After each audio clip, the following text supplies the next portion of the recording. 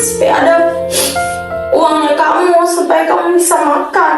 Hampir tiap hari saya dipukul pakai bahan pinggang, ya, dipukul ke badanku.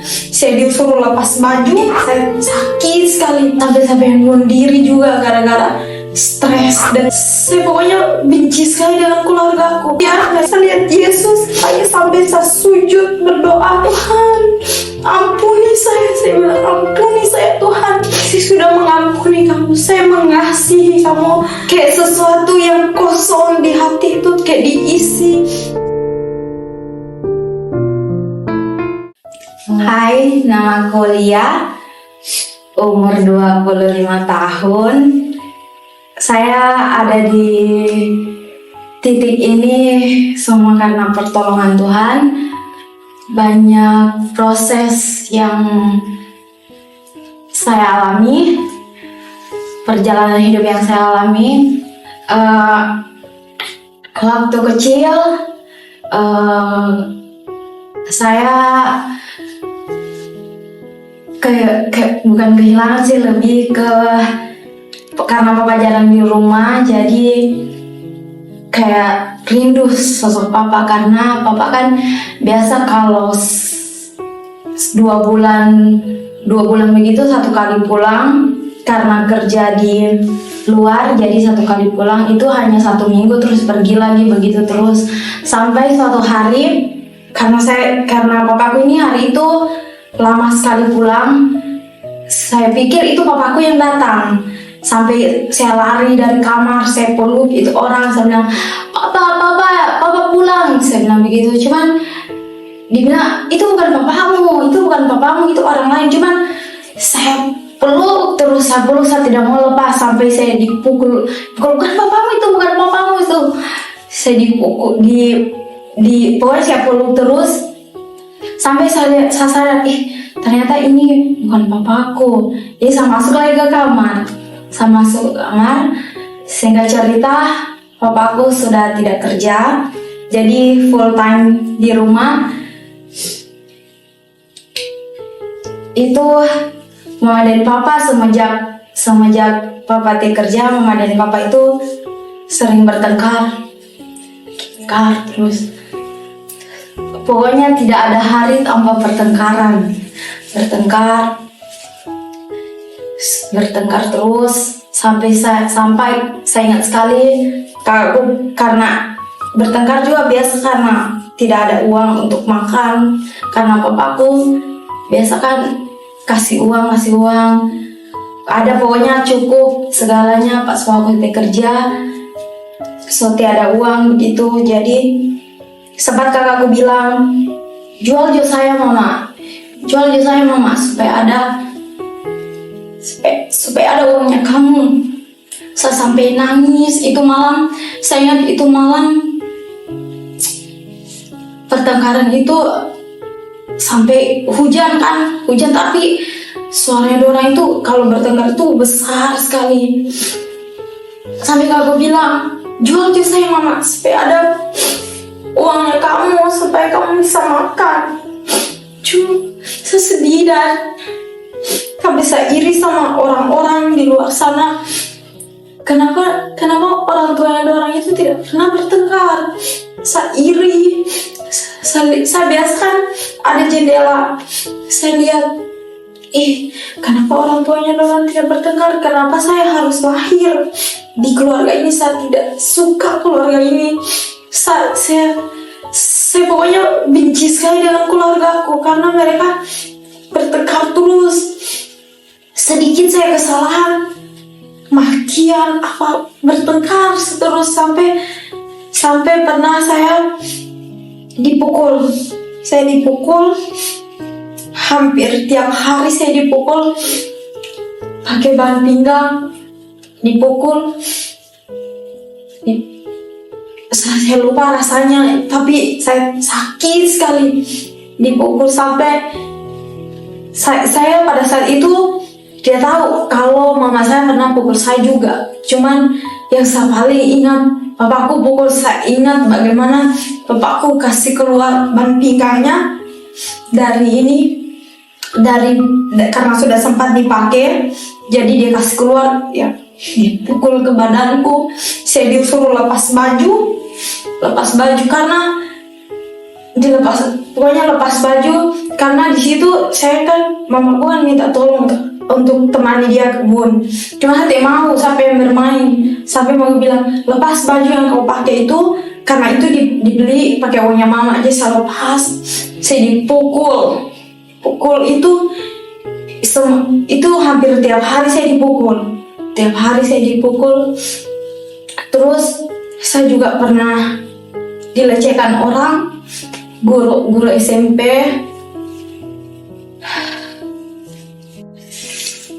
Tidak sama sekali.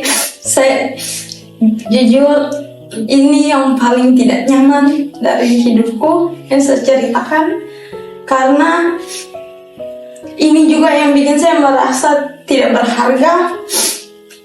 Saya jadi, karena proses itu saya jadi orang yang kalau kayak disentuh sama orang, khususnya laki-laki itu kayak mana ya, aduh, kayak jijik sama kayak nangis, maksudnya kayak gimana, hati ini kayak tenang gitu. Jadi itu waktu saya kecil. Nggak cerita, saya sebenarnya tidak mau sekolah di Palu. Saya mau sekolah di Palu, saya mau itu sekolah di kampung saja. Sekolah di kampung, terus saya dapat satu sekolah karena berteman kakakku juga, karena kakakku kuliah. Jadi saya temani dia di Palu, saya sekolah di satu sekolah. Saya pikir sekolah itu kayak sekolah biasa saja. Ternyata di dalam itu banyak uang yang harus dikeluarkan. SPP ini dibayar, beli buku. Saya tidak siap akan pengeluaran sebanyak itu. Saya beli buku sampai karena banyak uang yang harus dikeluarkan. Saya minta sama mama, saya mau ujian semester ini. Saya sudah ditagih uang SPP, bagaimana saya mau ujian? Saya bilang, mama aku bilang tiada uang nak. Cuma saya bukannya gimana, saya langsung marah. Seharusnya mama kalau tiada uang, udah sekolah kami. Saya langsung marah itu. Saya stres. Saya pukul tanganku di meja. Saya sampai kayak stres sekali. Pokoknya saya masa SMA itu stres sekali saya. Sedikit-sedikit ini bayar, sedikit itu bayar. Sampai saya pukul tanganku di meja sampai ini, lalu ini biru. Tanpa bagaimana saya tidak sadar, saya kira saya hanya pukul biasa, ternyata itu pukul yang keras. Sampai ini biru, lalu sampai bunuh diri juga gara-gara stres dengan keuangan. Saya sudah karena tiada baygon cair toh. Saya pakai baygon apa yang balikan itu.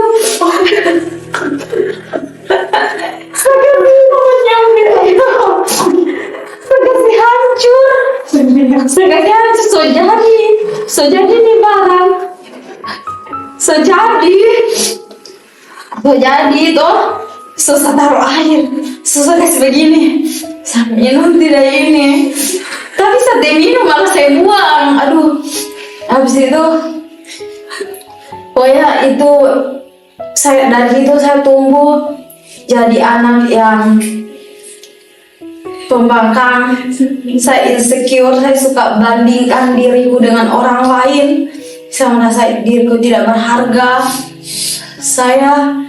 Pokoknya yang paling itu saya bandingkan diriku dengan orang lain. Apalagi kalau saya lihat kayak keluarganya tuh baik sekali, kayak pernah bertengkar. Saya lihat hidupnya bagaimana, kayak banyak uangnya. Saya bandingkan sekali diriku, jadi saya sempat iri, bukan sempat iri, sudah iri sekali sama orang lain.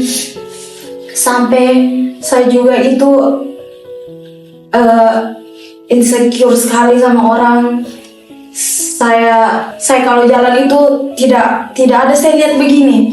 Saya harus menunduk, saya lihat tanah saya kalau jalan, karena saya insecure. Saya tidak tahu, saya insecure, tidak berharga. Saya tidak merasa saya dicintai, karena saya tumbuh jadi anak yang penurut. Iya, cuman kayak ada satu sisi dalam diriku yang kosong, yang sakit sekali. Saya tumbuh menjadi anak yang seperti itu. Itu berlanjut sampai saya kuliah. Saya pun di kampus itu, saya SMA itu saya tidak punya teman. Saya punya teman yang cuman kayak teman biasa ya, tapi tidak ada yang sahabat. Padahal makanya saya kalau orang cerita kayak SMA itu masa paling indah, tapi bagiku, sampai untuk saya sendiri, SMA itu masa yang paling buruk. Saya menangis di kelas. Makanya saya kayak enak ya, masa SMA itu masa yang paling indah.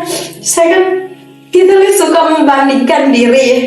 Jadi saya suka bandingkan diri, enak dorang punya SMA itu indah.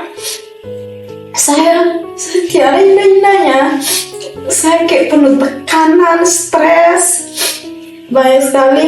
Sampai kuliah pun semester awal itu saya tidak punya teman. Saya cuma punya teman yang biasa ya, tidak sampai saya meluapkan isi hatiku begitu sama dia. Awal sampai saya perjumpaan pribadi dengan Tuhan. Itu saya ingat itu hari Jumat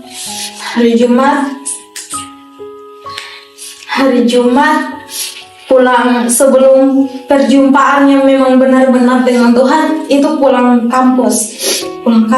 Saya kan dibonceng sama teman. Terus ada suara di hatiku yang bilang, "Iya,